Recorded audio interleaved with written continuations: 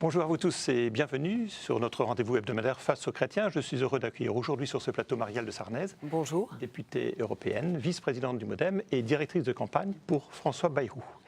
Avec moi sur ce plateau pour vous interroger, des journalistes de médias chrétiens dans leur diversité, Laurent de Boissieu pour le quotidien La Croix. Bonjour.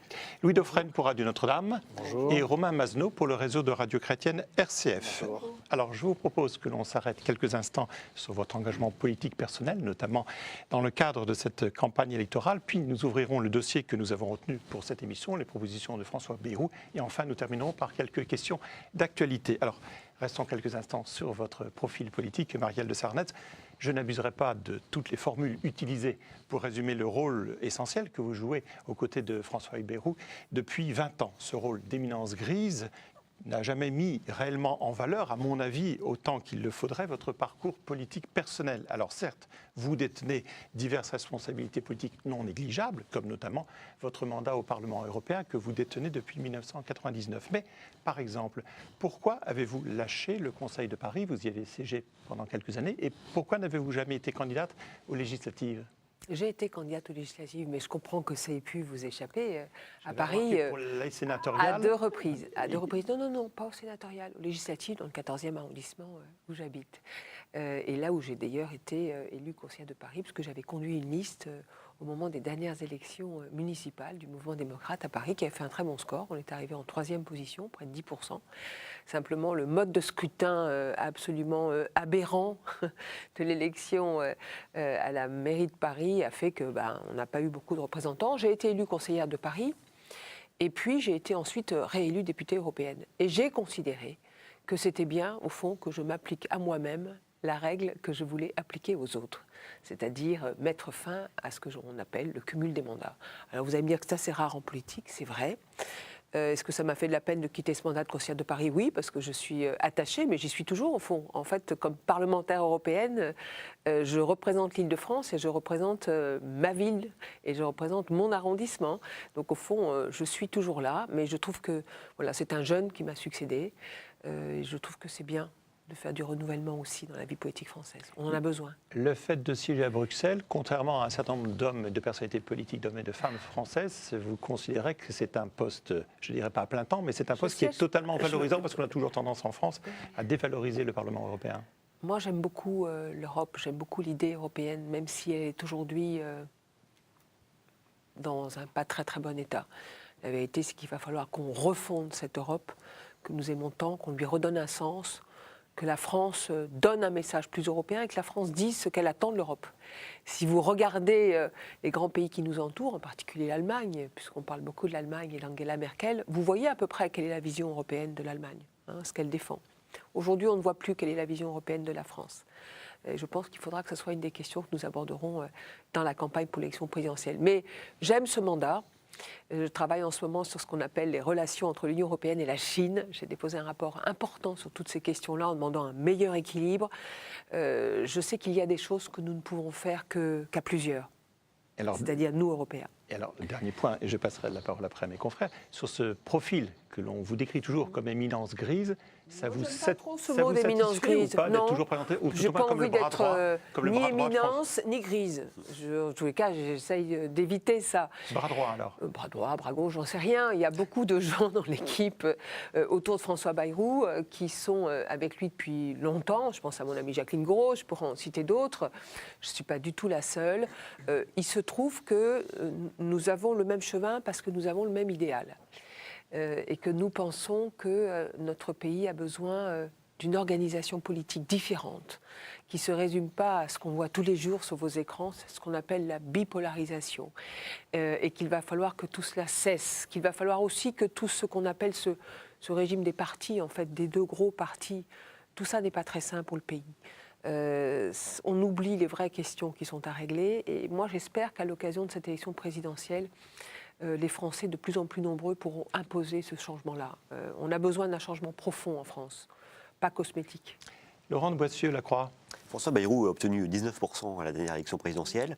Depuis sa déclaration de candidature pour cette présidentielle qui arrive, il est en phase ascendante dans les sondages. Il était, parce que depuis quelques semaines, on a l'impression qu'il stagne, voire qu'il diminue dans certains sondages. Non, il y a des sondages. Enfin, hier, il a pris 3 points dans un sondage. Donc, il en a perdu dans d'autres. Il faut qu'on regarde la situation dans son ensemble. Il semble marquer le pas et un peu stagner. Est-ce que ça vous inquiète? Pas du tout. Je trouve que c'est bien, il est à 13, 14 dans certains sondages, même hier matin. Compte tenu, on va dire, de la monopolisation du temps de parole par l'UMP et le Parti socialiste sur les antennes en général depuis un mois, je trouve que c'est bien. Et ensuite, j'ai assez confiance. Je pense que quand les Français seront en capacité d'entendre ce que dit François Bayrou et ce que propose François Bayrou, ils seront de plus en plus nombreux à lui faire confiance. Mais j'ai saisi le CSA il y a quand même 8 jours pour demander que le principe d'équité soit respecté. Or, il ne l'est pas. C'est assez simple, vous regardez les chiffres. Allez, on va citer comme ça 2 télévisions au hasard. France 2, il fait 8 fois moins de temps que Nicolas Sarkozy. France 3, 13 fois moins que Nicolas Sarkozy. 8 fois moins que François Hollande sur France 2. Enfin, rien de tout ça ne va. Au fond, on voit bien qu'on a une occupation, une privatisation des médias par les partis que sont le Parti socialiste et l'UMP. Ça n'est pas la règle de l'équité. J'attends vraiment que le CSA la fasse respecter. Donc, compte tenu de tout cela, je trouve que les sondages sont encourageants. Louis Dauphren, Radio Notre-Dame. On a parlé d'éminence grise de bras droit. Ce ne sont pas forcément donc des appellations que vous accréditez. Non. On ne sait pas très bien qui est l'entourage de François Bayrou. Et à une certaine période, on l'avait décrit comme un personnage plutôt isolé, en particulier au moment de la précédente présidentielle. Quelle est la façon aujourd'hui dont vous envisagez sa présence autour de lui? Quelles sont les personnalités qui pourraient constituer un gouvernement? Il a de très nombreuses personnalités qui l'ont rejoint et ça m'a fait grand plaisir. Je vais citer Anne-Marie Drac, que vous connaissez tous, qui a été un ministre exceptionnel et une femme politique de premier plan, très talentueuse. Dominique Versini, qui a cofondé le SAMU social avec Emmanuelli. Il y a l'ancien porte-parole de Dominique de Villepin, Daniel Garrigue, qui a rejoint François Bayrou, Pierre Albertini, Bernard Bosson. Je vais en oublier et ils ne vont pas être contents. Mais donc de très nombreuses personnalités, au fond, qui étaient pour certaines parties vers l'UMP depuis un certain nombre d'années, comme Philippe Douste-Blazy, par exemple, et qui ont considéré que 10 ans après, la création de l'UMP, c'était plutôt un échec. Et donc, qui sont revenus dans ce grand centre que nous essayons de créer et d'organiser avec François Bayrou. Il y a des personnalités gaullistes sociaux, comme Daniel Garrigue ou Philippe Folliot, député du Nouveau Centre, qui considèrent que le bon choix pour l'élection présidentielle, c'est François Bayrou. Et donc, de très nombreux sont ceux qui reviennent, sénateurs, conseillers généraux, maires. Dans chacun des déplacements de François Bayrou, cela s'opère. Aujourd'hui, il est avec Alain Lambert, qui soutenait la dernière fois Nicolas Sarkozy. François Bayrou est aujourd'hui dans l'Orne avec lui. Je pense aussi à Jean Perlevade, qui est un homme de gauche, qui a hésité longtemps entre François Hollande et François Bayrou, et qui a choisi de soutenir François Bayrou, parce qu'il est celui dont le programme est le seul qui soit crédible. Voilà, comme ça, un certain nombre de personnalités qui sont là aujourd'hui, à côté de ceux qui ont toujours été avec François Bayrou. J'ai cité Jacqueline Gouraud tout à l'heure, Robert Rochefort, Jean-Marie von Laurenberg, Jean-Luc Benamias, ancien secrétaire national des Verts, Yann Verling, ancien secrétaire national des Verts. Vous voyez, tout ça, c'est une assez belle équipe de France. Romain Masneau, RCF. Alors, François Bayrou a annoncé que s'il n'était pas au deuxième tour, il ferait un choix clair, qu'il donnerait une consigne de vote. Donc ça veut dire en fait que dans cette hypothèse qui est tout de même réaliste, vous en conviendrez, est-ce que ça veut dire que ce sera la fin de la ligne d'indépendance que vous clamez haut et fort depuis 5 ans? Je vous trouve très sympathique, donc je vais vous répondre de la même façon. On ne prépare pas des victoires en renonçant à l'idée de pouvoir gagner. Ça ne fonctionne pas comme ça. Et moi, je suis tout entière dans cette campagne tournée vers l'idée que nous devons être au deuxième tour. Parce que si nous ne sommes pas au deuxième tour, ça va continuer comme ça continue, comme c'est en France depuis 20 ans ou 30 ans ou 40 ans. C'est-à-dire aucun des problèmes des Français réglés, c'est-à-dire des promesses faites par les uns ou les autres, UMP ou PS, à chaque élection, qui sont ensuite intenables, qui créent de la désespérance et du désespoir, c'est-à-dire ce sentiment que les forces politiques traditionnelles, au fond, elles se soucient d'abord de leur intérêt particulier avant de se soucier de l'intérêt général des Français. Ça veut dire la continuation des affaires. Et donc j'espère bien que les Français voudront le vrai changement lors de l'élection présidentielle. Et le seul qui incarne ce vrai changement, c'est François Bayrou. Pour le reste, On a répondu il y a quelques mois à cette question. Mais si vous n'êtes pas au deuxième tour, qu'est-ce que vous ferez? Nous avons dit si nous ne sommes pas au deuxième tour, mais nous allons tout faire pour être au deuxième tour, nous prendrions une décision collective, contrairement à 2007. Ceci dit, je n'y reviendrai pas de toute notre émission, parce que moi j'ai envie de consacrer toute mon énergie au fait que François Bayrou soit au second tour. Et s'il est au second tour, eh bien, je pense que nous pouvons gagner. Laurent de Boissieu-Lacroix. Oui, vous venez de dire que François Bayrou incarne le vrai changement. Oui. Or, les Français vont peut-être se dire que le vrai changement, ce n'est pas quelqu'un qui est un peu au milieu de l'UMP et du PS, entre les deux, mais quelqu'un qui est aux marges. Ce que vous comprenez, les électeurs, ils considèrent que le vrai changement, c'est plus Jean-Luc Mélenchon à gauche ou Marine Le Pen à droite que François Bayrou, qui a soutenu les mêmes choix très souvent, notamment les mêmes choix européens, que François Hollande et Nicolas Sarkozy. Les électeurs peuvent avoir envie d'aller dans des votes dits, on va dire, protestataires, hein, extrême droite ou extrême gauche. François Bayrou, c'est un vote Simplement, la protestataire. réalité des choses qu'on regarde. Mais François Bayrou, il est en dehors du système puisqu'il a refusé, au fond, tous les postes, toutes les offres. Il n'y a pas beaucoup d'hommes politiques qui, depuis 10 ans, aient accepté, on va dire, volontairement de traverser le désert. Moi, je pense que c'est bien, parce que ça forge des caractères. Ça forge une capacité à savoir où on va, à tracer sa route et à savoir dire non. Et pardonnez-moi, je dis depuis 10 ans. Oui. Donc là-dessus, sur les chiffres, vous me rejoindrez. Il je n'est pas pense. hors système. Écoutez, depuis 10 ans, il est en tous les cas en opposition avec les pouvoirs qui sont en place. On l'a payé assez cher, on s'est retrouvé tout seul, les parlementaires sont allés à l'UMP, mais ça forge un caractère, ça forge une capacité à savoir dire non. Et moi, je pense qu'en période de crise, c'est très important de savoir dire non. Et donc, je trouve que tout ceci a été bénéfique, au fond, pour François Bayrou. Mais quand je dis François Bayrou peut être élu, au fond, quand on regarde, il y a 3 candidats qui peuvent être élus au second tour. Le candidat du Parti socialiste, le candidat de l'UMP ou François Bayrou. Les 2 que vous avez cités précédemment, Jean-Luc Mélenchon, Marine Le Pen, ne peuvent pas être élus au deuxième tour. Et donc François Bayrou est celui des 3 qui incarne le vrai changement. Pourquoi vous lisez dans les urnes? Écoutez, je crois que c'est plutôt à vous, commentateurs, de regarder. C'est vous qui l'écrivez tous les jours. On voit très bien qu'a priori, c'est pas a priori, c'est d'ailleurs a posteriori, le vote protestataire, ça peut faire des voix, ça ne fait pas une majorité. Ça peut faire des voix, ça ne fait pas une gouvernance. Ça ne fait pas une crédibilité pour gouverner. Romain Masneau, RCF. Alors François Bayrou attaque davantage François Hollande que Nicolas Sarkozy. Il qualifie le programme de François Hollande de dangereux. Est-ce que vous ne sous-estimez pas un peu la capacité de rebond du président de la République? Il y a beaucoup de choses dans votre question. Je pense que la question n'est pas de porter des critiques sur les hommes, c'est pas ce que nous faisons. Ça n'est pas ce que François Bayrou fait. Le projet est dangereux. Le projet de ça, c'est François autre Hollande. chose. Donc, vous dites sur Hollande, c'est sur le projet, sur le programme. Mais quand vous avez, d'un côté comme de l'autre, Sarkozy et Hollande, parce qu'au fond, c'est exactement la même chose. D'ailleurs, ce sont 2 personnalités qui vont essayer de tout faire pour s'entendre, pour rester entre elles, que surtout personne ne vienne troubler le jeu, parce que ça les arrange parfaitement. Et c'est pour ça qu'ils sont en train d'essayer d'installer cette idée qu'au fond, le premier tour a déjà eu lieu, circuler, il n'y a rien à voir, comme a dit quelqu'un d'autre en une autre époque. Au fond, les jeux sont faits et le deuxième tour est déjà là. Et nous, on va faire mentir tout cela. Et ça, c'est extrêmement important. Leurs 2 programmes, ce ne sont pas des programmes crédibles. Les programmes aujourd'hui, où on vous promet de faire uniquement de l'augmentation d'impôts, de ne pas faire baisser la dépense, de ne pas faire d'économies, sont des programmes qui seront démentis par les faits.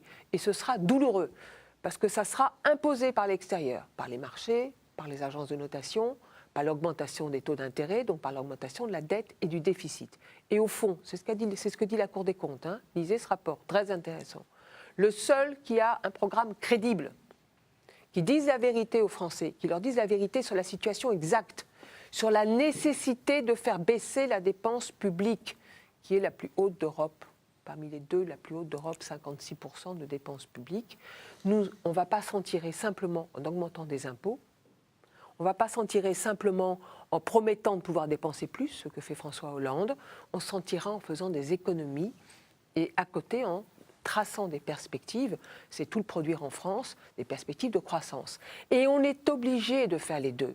Et il vaut mieux le faire en ayant les yeux ouverts, le faire de façon juste, le faire de façon équitable, plutôt que de perdre encore des semaines et des mois avant que ça vous soit imposé. Vous venez de citer que François Hollande, comme disait Romain Masneau. Il y a bien un Non, j'ai dit Sarkozy, j'ai dit des 2 côtés. Là, J'ai dit exactement des 2 côtés. François Hollande dit qu'il promet plus Pour le moment, Sarkozy, il dit quoi? Il dit simplement peut-être des prélèvements supplémentaires, mais il ne dit pas d'économie. Et d'ailleurs, la Cour des comptes renvoie à peu près dos à dos tout ça.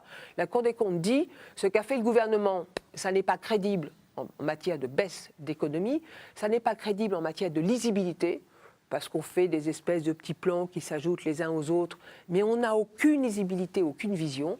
Or, vous ne recréez pas la confiance dans un pays sans confiance, sans vision, et les investisseurs ne sont pas là si vous n'avez pas la confiance. Et quant à François Hollande, lui, il promet simplement de dépenser plus. Eh bien, ça ne peut pas marcher. Alors, on va creuser un peu plus les propositions de François Bayrou, mais je vous propose de marquer une première pause dans cette émission Face aux chrétiens, et nous retrouverons notre invité Marielle de Sarnez dans quelques instants.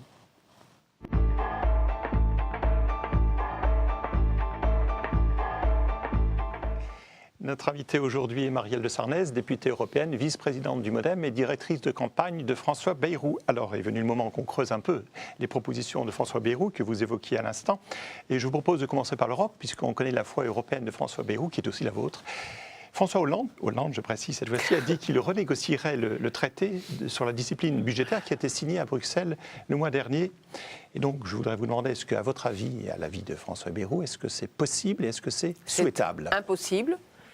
C'est une promesse qui, évidemment, ne serait pas tenue en cas de victoire du candidat du Parti socialiste. On ne peut pas imaginer qu'un pays changeant de majorité puisse tout d'un coup revenir sur des accords, sur des changements de traités européens ou internationaux, puisque là, c'est dans le cadre de changement de traité international. Mais il n'est pas ratifié, Ceci ce traité. n'existe pas. Non, mais je veux dire, vous me posez la question, est-ce que ça pourra se faire? Je vous dis non, si le traité était ratifié, un seul pays ne peut pas, parce qu'il arrive, tout d'un coup, avec un changement de majorité, dire, écoutez, rétroactivement, je reviens sur ce que mon pays a fait hier. Ça n'est pas possible. Deuxièmement, est-ce qu'on a besoin d'équilibre budgétaire? Est-ce qu'on a besoin de retour à l'équilibre des finances publiques? La réponse est oui. J'ajoute d'ailleurs que François Bayrou a demandé cette règle d'or dont on parle quelquefois depuis maintenant 10 ans, l'a redemandé il y a 5 ans, et que si jamais on devait la voter demain, il la voterait, contrairement à d'autres candidats. Et que donc ça c'est important. Est-ce qu'on a besoin d'un traité nouveau pour obliger au retour à l'équilibre des finances publiques? Ça c'est une question. Moi, je considérais qu'au fond, si l'Europe avait fonctionné et si on avait été sérieux en France, on n'aurait jamais dû laisser déraper nos dépenses, simplement par des règles de bon sens chez nous. Simplement, visiblement, on n'y arrive pas tout seul. Donc, est-ce qu'il faut que l'Europe dise il faut que l'équilibre budgétaire soit respecté? La réponse est oui.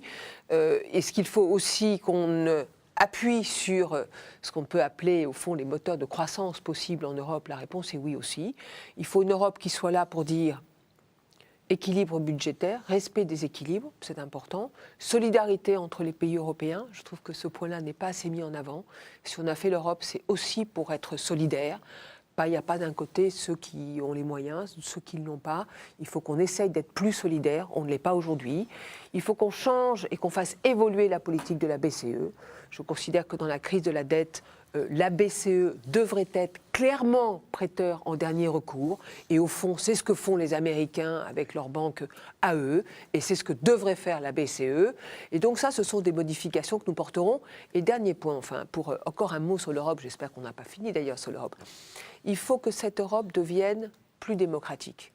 Moi, je pense depuis très très longtemps que le président de la Commission, le président du Conseil, toutes ces fonctions qui ont été au fond créées par le traité de Lisbonne, on a multiplié les responsabilités.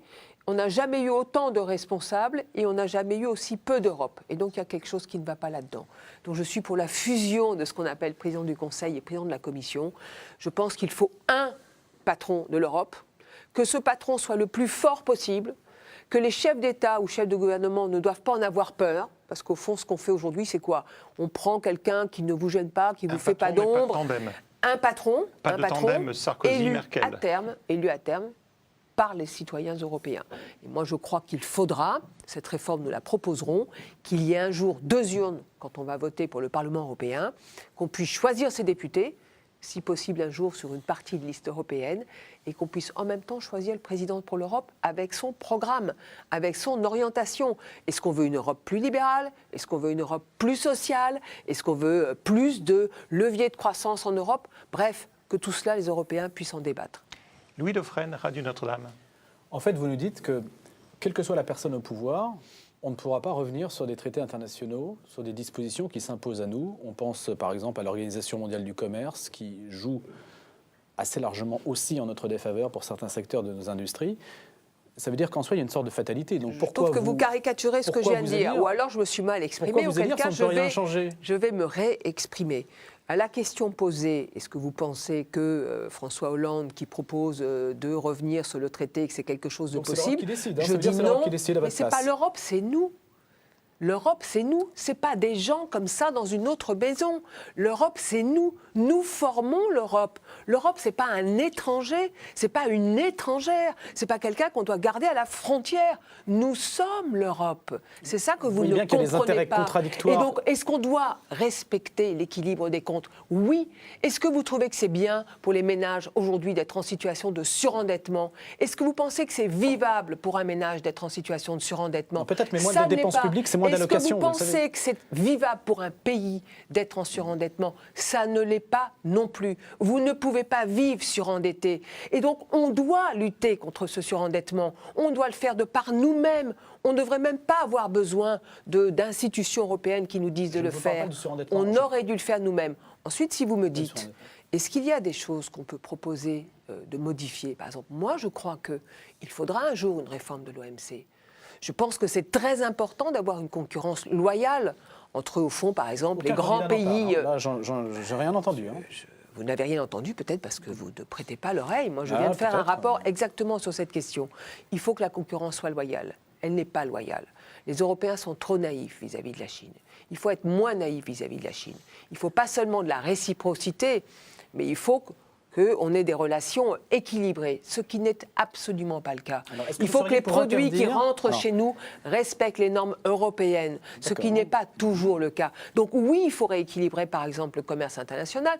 Est-ce qu'il faut porter l'idée d'un changement au fond de cahier des charges? Il faut interdire aux entreprises françaises de délocaliser en Chine. Je suis favorable.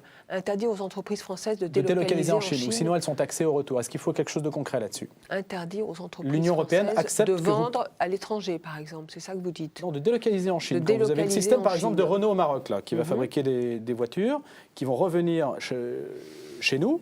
Donc, il y a un système qui ne consiste pas à s'étendre à l'étranger, mais au contraire à jouer sur le dumping social. Qu'est-ce que vous dites là? Moi, je pense qu'il faut être offensif et pas uniquement sur la défensive. Je ne pense pas qu'on réglera nos problèmes d'équilibre du commerce international en se fermant au monde tel qu'il est. Je pense qu'il faut cesser d'être naïf. Je pense qu'il faut cesser d'être naïf dans les échanges internationaux et quelquefois nous sommes trop naïfs. Donc ça c'est très important. Les Américains ne sont pas naïfs avec les Chinois. Moi je demande exactement la même chose. Qu'on ait des stratégies, qu'on ait une stratégie européenne, qu'on ne laisse pas faire. La même chose que les Américains. Et deuxième chose, je demande qu'on ait des politiques offensives et pas seulement défensives.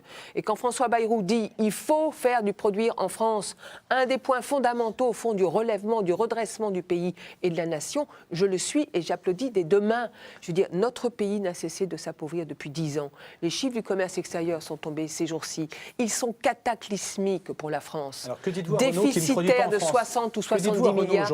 Eh bien, j'essaye de dire, trouvons les conditions pour qu'il y ait un marché français, pour qu'il y ait un marché européen, que la France produise des produits de qualité, commençons par le haut de la pyramide, mobilisons l'ensemble des entreprises, entrepreneurs, recherche, innovation, créateurs et consommateurs sur cette idée que nous pouvons produire en France, que ce que l'Allemagne a fait depuis les années 2000, en inversant complètement sa trajectoire qui était négative. L'Allemagne a été déficitaire. Aujourd'hui, elle est en excédent de commerce extérieur du double de notre déficit à nous. Ce que l'Allemagne a fait, nous devons le faire. Ça veut dire mobiliser toute notre économie et toute notre énergie, tous nos instruments de financement, avoir une stratégie de reconquête d'un certain nombre de secteurs desquels nous sommes mais totalement absents. Grosso modo, ça va bien en agroalimentaire. Tout le reste, on s'est désindustrialisé considérablement.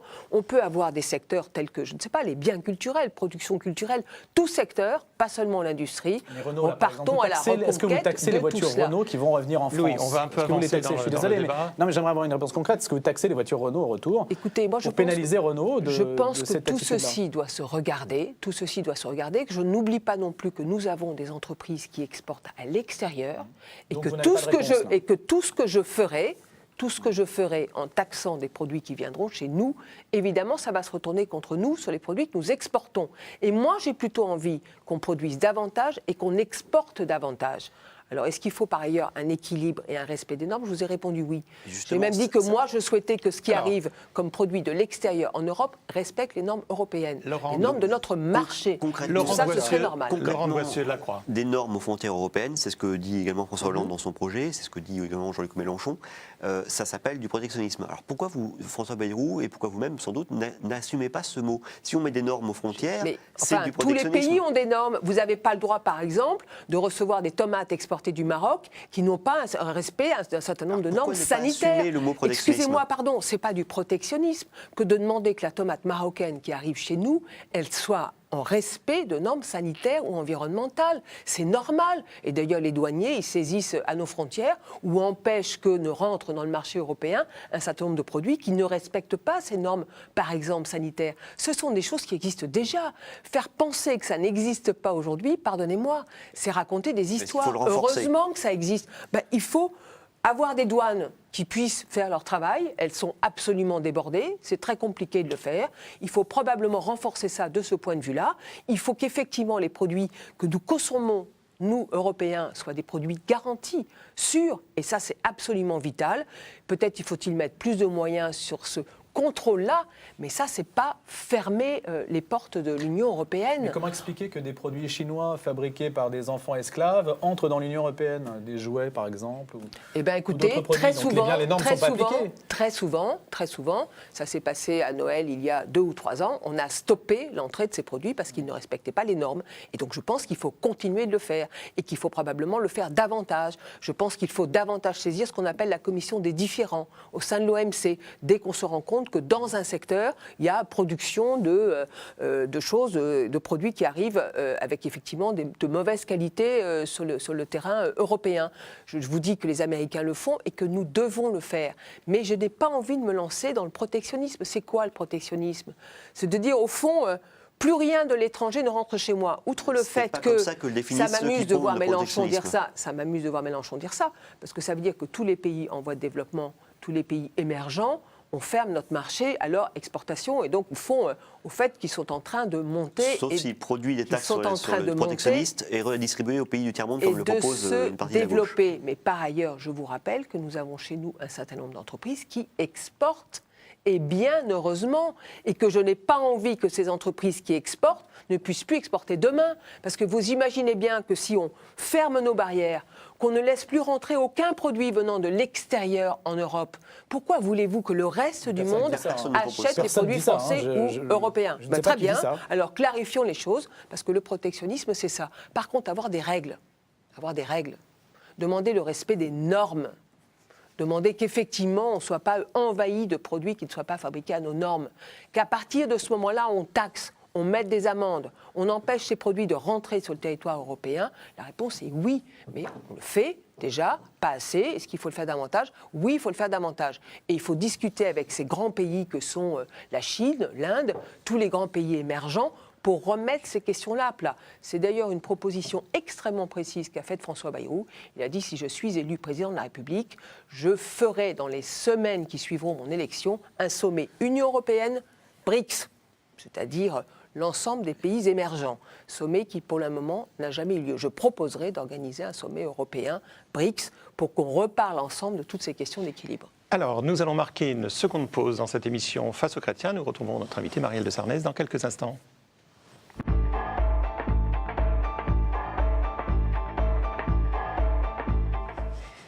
Notre invitée aujourd'hui, Marielle de Sarnez, députée européenne, vice-présidente du MoDem et directrice de campagne de François Bayrou. Alors, on va prolonger bien entendu ce débat, mais notamment par des questions d'actualité. Je vous en propose une première.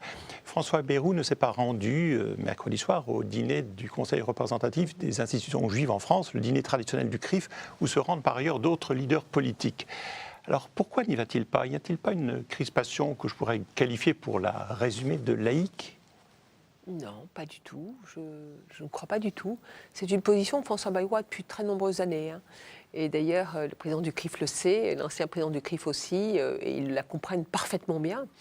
Ils se voient, Ils se rencontrent, il va souvent dans des réunions ou à des rencontres avec le président ou devant le bureau du CRIF ou d'autres organisations similaires. Et ça, c'est très bien. Ce que François Bayrou dit, et d'ailleurs il s'en est expliqué lui-même hier, c'est qu'au fond, il a été dans ce type de manifestation communautaire il y a un certain nombre d'années et qu'il a beaucoup réfléchi à cette question et de voir se précipiter tous ces hommes politiques avec probablement un certain nombre d'arrière-pensées, on peut dire, peut-être électoralistes, à quelque chose qui n'est pas de sa vision à lui. Au fond, il considère que la France est une nation fondée et composée de citoyens et que les hommes et les femmes qui la composent sont d'abord des citoyens avant d'être appartenant à telle ou telle communauté. Et qu'en tous les cas, lui, c'est sa vision des choses. Donc des contacts, oui, bien sûr, évidemment, et heureusement. Aller courir comme tous les hommes politiques ou toutes les femmes politiques du pays dans ces manifestations communautaires publiques, non. Mais dans ce cas-là, il ne va pas aller chez les musulmans, il n'ira pas chez les chrétiens, il n'ira pas au Grand Orient. Mais il n'y a pas beaucoup de manifestations, au fond, communautaires organisées sous cette forme-là. Hein. C'est vraiment une organisation un peu spécifique, celle du CRIF. En tous les cas, moi, je respecte tout à fait cette vision-là des choses. On peut se voir et on n'est pas obligé de courir comme tout le monde. Je suis sûre que la plupart de ceux qui y vont ont des arrière-pensées. Et au fond, ça, c'est quelque chose qui n'est pas pour moi très positif.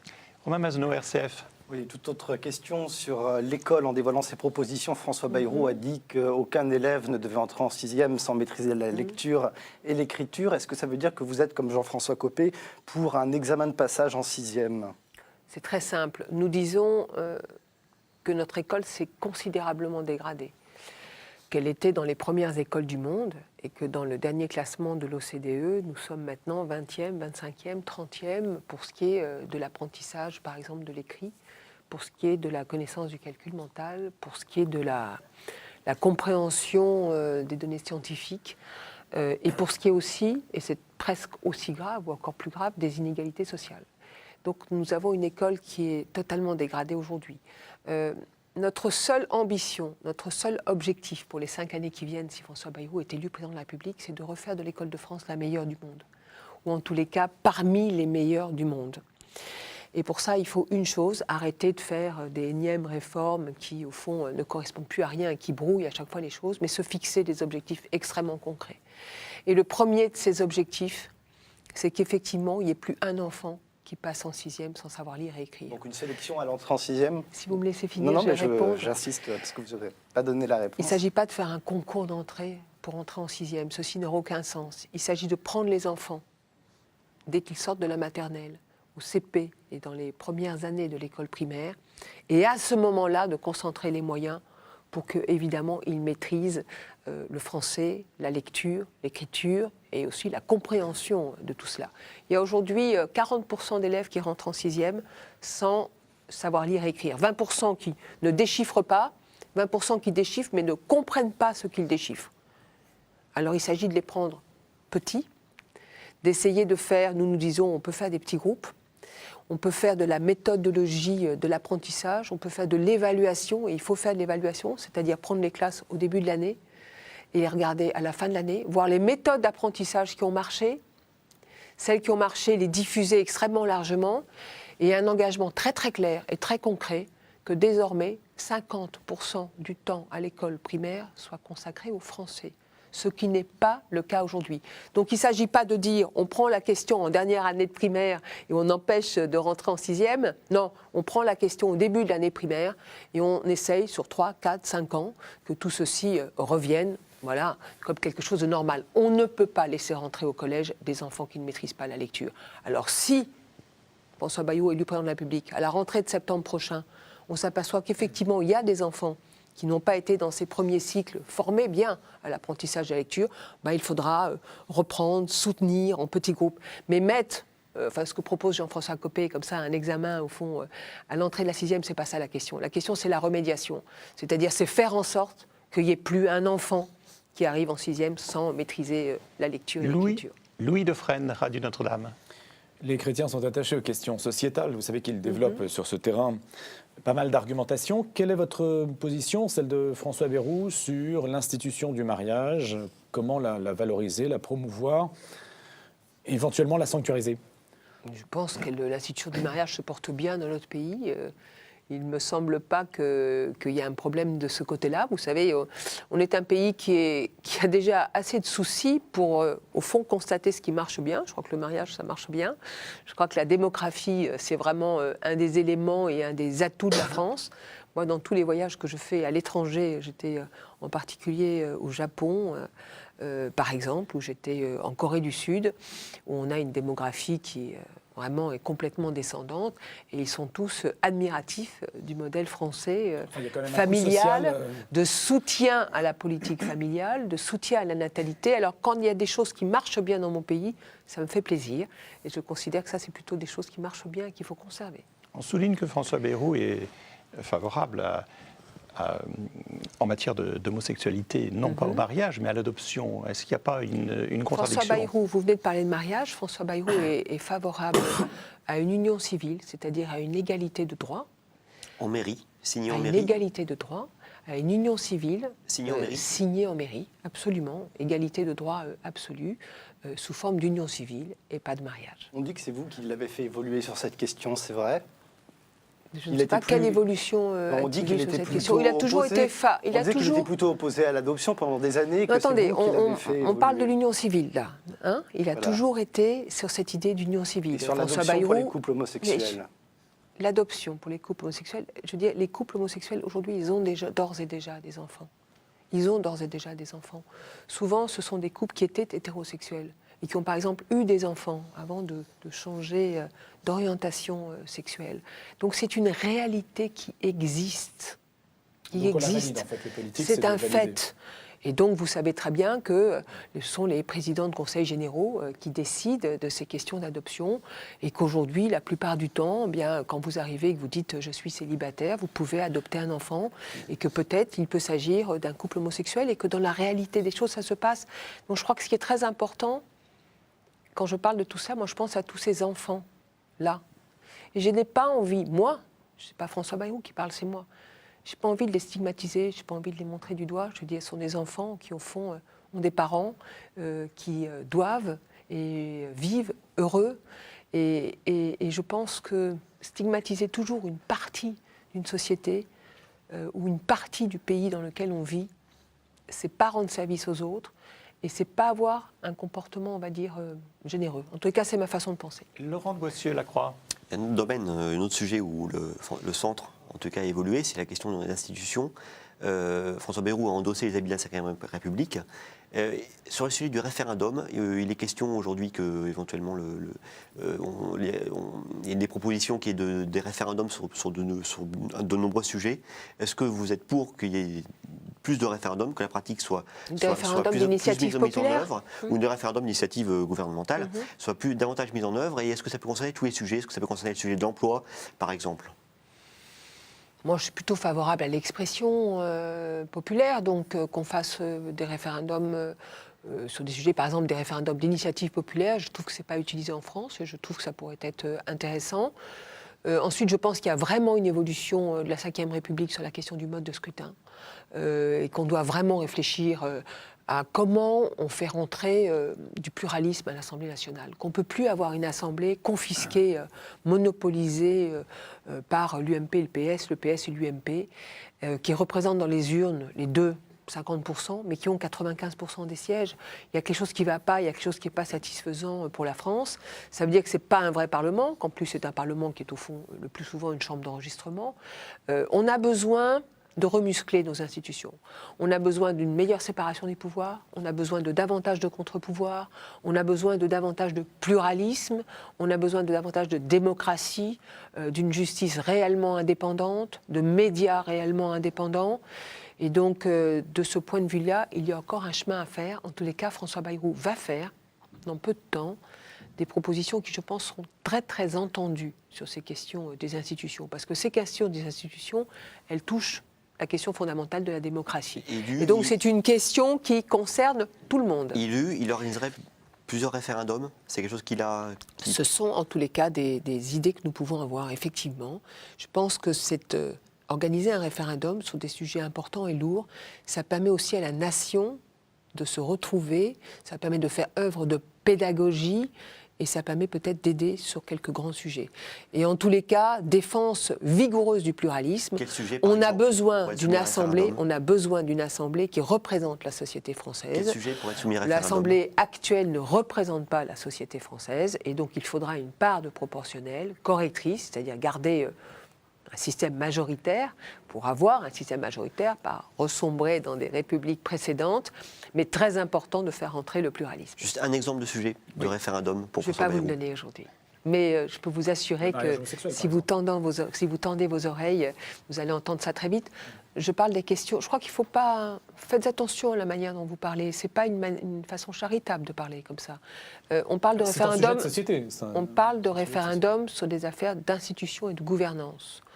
Je pense franchement que faire des référendums sur des sujets de société sensibles, dans lesquels chacun peut avoir et a le droit d'avoir sa propre opinion, mais vous n'êtes pas obligé de faire en sorte de tenter d'imposer votre propre opinion aux Ah non, je autres. n'impose rien. Non, c'est juste une je parle question. d'une façon générale. Et je trouve que, voilà, il y a des sujets sensibles. Et ces sujets sensibles, il faut les traiter avec tact et faire attention aux mots qu'on utilise. Donc le référendum n'est pas pour les sujets sensibles. Mais Romain Mazenot, juste- RCF, attends, juste après. D'abord, Romain Mazenot, Une RCF. question courte, ça pourrait faire l'objet d'ailleurs d'un référendum, je ne sais pas. Vous êtes favorable ou pas au droit de vote des étrangers aux élections locales? Oui, je suis favorable. Je pense que quand un étranger en situation régulière est là, travaille, paye des impôts, ses enfants vont à l'école, qu'il est là depuis, on va dire, allez, 10 ans dans une commune, je trouve ça normal qu'il participe aux élections du maire de sa commune. Parce qu'au Il n'y fond, a pas de réciprocité si le Français qui habite à c'est l'étranger ne mieux. veut pas voter. Alors écoutez, si vous me posez la question de la réciprocité, je pense que c'est mieux qu'il y ait de la réciprocité. Moi, je suis pour la réciprocité dans les échanges commerciaux, j'en parlais tout à l'heure, c'est mieux qu'il y ait de la réciprocité. Mais je ne trouve pas ça anormal. Vous voyez, les Européens, ils peuvent voter à toutes ces élections et quelquefois, ils sont là depuis 3 mois. Donc au fond, bon, celui qui est là depuis 10 ans ou 15 ans, je trouve ça normal qu'il participe à la vie de la cité. Louis Dauphren, Radio Notre-Dame. donc l'Européen peut voter même s'il n'a pas cotisé aux services sociaux dont il peut profiter en France. Mais c'est ce qui se passe, c'est la loi aujourd'hui. Voilà. Donc sans cotiser, il peut voter. Une autre question, Louis? Oui, une autre question sur... Benoît XVI n'est pas éternel, comme personne sur cette terre, naturellement. Si jamais François Bayrou est élu président, est-ce qu'il mettra les drapeaux en berne le jour de la mort de Benoît XVI? Alors, Louis Dauphren fait allusion, bien entendu, au précédent de Allez-y. Jean-Paul II. Oui, tout à fait. François Bayrou, vous le savez, est un chrétien. Mais il considère que la foi est du domaine du privé. Et qu'un homme politique doit défendre, au fond, une attitude de laïcité. Et c'est une réflexion qu'il ne s'était pas mis de faire, effectivement, au moment où on avait mis le drapeau en berne. Alors, on va vous dire, mais c'est chef d'État du Vatican, c'est pour ça qu'on a mis les drapeaux en berne. Écoutez, ce sont des questions. Est-ce qu'il redirait la même chose aujourd'hui? J'en sais rien. Vous lui poserez la question après tout. Mais moi, je comprends très très bien cette idée, au fond, de... Moi, j'exige de la séparation des pouvoirs pour le pays. Et je trouve qu'on peut avoir sa propre identité, sa propre conviction religieuse, que là aussi, on n'est pas obligé peut-être d'en faire quelque chose qu'on essaye comme ça d'imposer ou quelque chose avec lequel on joue, quelque chose de communication, entre guillemets. Et que c'est très important d'avoir une réserve de laïcité et que ça n'empêche pas d'avoir des convictions religieuses très fortes. La d'avoir laïcité une foi. positive, le discours du Latran, c'était de la manipulation ou de la communication? Ben, quelquefois, il y a eu des choses qui ont été un peu désagréables de ce point de vue-là, oui. Laurent de Boissieu-Lacroix. Et en vous écoutant, on se demande qu'en fait, ce que vous Modem, aux côtés de François Bayrou, vous allez faire au second tour de la présidentielle. Sur le droit des étrangers, vous êtes d'accord avec François Hollande et absolument pas avec Nicolas Sarkozy. Sur les finances publiques, on sent tout de même sur la règle d'or, vous êtes davantage d'accord avec Nicolas Sarkozy qu'avec François Hollande. Et vous voyez, on est vraiment au centre, c'est oui, bien. Et au fond, si Mais c'était encore- les uns ou les autres qui se déterminaient par rapport à nous, Les uns ou les autres, si on il y disait aura que sur la quelque chose qui règle vous d'or, plaira- pardon, Laurent de quelque chose qui Boissieu, vous plairait pas. pardon, Laurent de Boissieu, si on disait que sur la règle d'or, c'est Nicolas Sarkozy qui a fini par entendre ce que François Bayrou disait depuis 10 ans, vous voyez, on pourrait peut-être inverser les c'était un programme problématiques. de l'UMP. Ils l'ont Et pas ce serait appliqué, une mais en autre façon 2016, de c'était un regarder les programme de choses. Et je suis persuadée que pour les téléspectateurs, ça serait très intéressant d'inverser les Mais problématiques. dans les deux cas, il y a bien une partie du programme de la personne qui vous allierait soit lui ira avec vous, soit que vous allez avec lui, qui ne vous conviendra pas. J'entends tout à fait ce que vous dites. J'ai répondu tout à l'heure en une phrase. Je ne vais pas y revenir maintenant. L'élection présidentielle, elle est faite pour saisir les attentes d'un peuple, ses aspirations, et tenter d'y répondre. Et cette élection, elle est d'autant plus importante que nous sommes dans un moment de crise et de décomposition du pays, décomposition économique, décomposition sociale, je pourrais même dire décomposition morale avec la succession des affaires. Et que moi, j'ai envie de consacrer tout mon temps et toute mon énergie à cela, et pas à je ne sais quelle combine à pétrole de deuxième tour, de ralliement de ceci ou de cela. La question, c'est que c'est aux Français d'imposer leur président de la République. On n'est pas dans, allez, on va dire, le régime des partis. C'était pas une combine c'est pour pas une combine, ça l'élection présidentielle. Et moi, je vous dis qu'on ne prépare pas au fond, la victoire de celui qu'on soutient en s'imaginant déjà dans tout cela. Mais je prolonge la question de Laurent de Boissieu. François Bayrou, alors on suppose qu'il est élu ou qu'il va être élu président de la République. Ça, c'est mieux déjà. Il a donc une majorité. C'est beaucoup mieux comme question. Mais attendez, justement, il a donc une majorité centrale à construire, à laquelle il aspire. Absolument. Et cette majorité centrale, elle sera bien composée d'éléments de droite et de gauche, et du centre, si ça ne vous ennuie pas. Hein, je pense qu'on va dire, allez, un gros tiers d'éléments du centre large. Hein, et puis ensuite, François Bayrou l'a dit, esprit d'union nationale, ça veut dire ouverture de cette majorité à ceux qui, dans la droite sociale ou dans les réformateurs de gauche, partageraient les objectifs de reconstruction du pays. Mais c'est pour ça bien, c'est bien pour ça. C'est bien pour ça que nous disons l'état du pays, c'est bien pour ça que nous disons la vérité sur la crise économique du pays, et c'est bien pour ça que je ne doute pas que les Français imposeront ce changement-là aussi. Les Français savent parfaitement bien que l'UMP demain toute seule, ou le Parti socialiste tout seul, aux manettes, l'un ou l'autre, les uns ou les autres, ne pourront pas régler les problèmes du pays. Ils ont payé pour le savoir, ça fait 30 ans que ça dure. Et c'est bien pour ça qu'il faut que ça change. Entre les deux tours de la présidentielle, ça se prépare avant une telle majorité. Mais vous savez que la présidentielle, ce qui est formidable, c'est que ce sont les Français qui imposent les choses. Et si les Français choisissent François Bayrou comme président de la République, ils lui donneront une majorité aux élections législatives. Mais nous n'avons pas besoin d'avoir des contacts. L'élection présidentielle, heureusement, ça se passe au-dessus des partis. Et c'est bien comme ça. Une dernière question, c'est Romain Masneau, RCF, qui la pose. Oui, plusieurs candidats affirment avoir les pires difficultés à obtenir les 500 signatures, les 500 parrainages, comme Marine Le Pen, Christine Boutin. Vous vous êtes prononcé personnellement contre l'anonymat des parrainages, pour la transparence. Est-ce qu'il n'y a pas d'autres systèmes qu'on pourrait imaginer? Moi, je me suis prononcé contre l'anonymat parce que je trouve qu'on est dans une société où on exige de la transparence de tout le monde, des journalistes, des politiques. Et je ne vois pas pourquoi on dirait, les maires, ils sont d'accord, hein, mais ils sont anonymes, ils se cachent. Ben non. Quand on parraine, quand on présente quelqu'un, on doit assumer de le parrainer ou de le présenter. En tous les cas, c'est tout à fait mon point de vue. Après, j'ai dit, à titre personnel, moi je pense qu'on peut réfléchir. Un jour, au fond, il y a les 500 élus, mais pourquoi pas dire que 500 000 ou 1 million de citoyens pourraient présenter un candidat? Moi, ça ne me choquerait pas d'ouvrir les choses de cette façon-là. On vérifierait comment, alors, établir ça se regarde. Parrainage de citoyens? Oui, on doit savoir faire ça. On demande la carte d'électeur, on la photocopie, on regarde ça par département, on met en place, les préfectures s'en occupent. Enfin, je pense qu'il y a quelque chose de réalisable. Et si Marine Le Pen n'était pas candidate, ce serait un déficit pour la démocratie? Écoutez, je pense qu'elle aura ses signatures. Donc je vais m'en tenir là aujourd'hui. Je pense que 500 signatures, au fond, sur 45 000 personnes qui peuvent signer. Moi, écoutez, on m'explique depuis des semaines, des mois, tous les commentateurs les plus intelligents expliquent qu'elle a dédiabolisé le Front National, qu'elle est parfaitement fréquentable, etc., etc., etc.